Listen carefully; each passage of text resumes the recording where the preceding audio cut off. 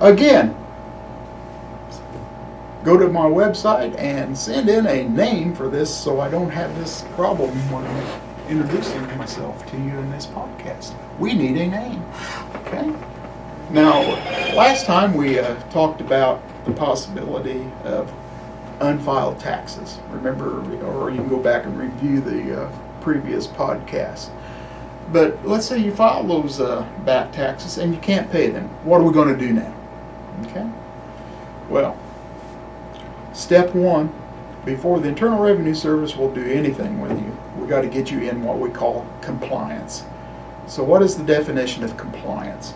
Well, one, we got to have all your current taxes caught up. Withholding, estimated taxes if you're self-employed, all those have to be made, okay? Payroll tax deposits have to be made. All your returns have to be filed, okay? And still can't pay? Can you pay some? Pay what you can, okay? Because if when you file your return, you're going to be subject, and then we're talking about past returns or past due returns, or even your current returns for this matter. The thing you have to remember, if you don't file these returns, we have two separate penalties that are going into play, and both are fairly expensive when you owe taxes. One is failure to file penalty. And the failure to file penalty is going to cost you 5% of the tax liability up to 25%. 5% a month up to 25%. That's for failure to file. Then for failure to pay, there's going to be an additional 5% up to 25%. Okay?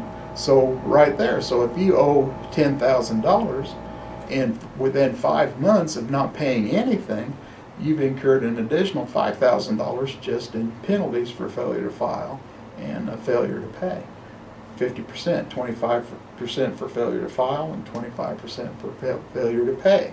So it really is critical that we get these at least filed and communicate with Internal Revenue Service to get some type of a payment program started.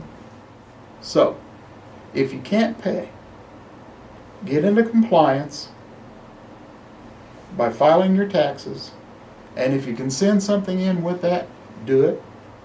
And on the next podcast, we'll talk about some of the strategies we might use if you can't pay. And we'll do this next week. So, thank you for today, and we'll see you next week. Thank you.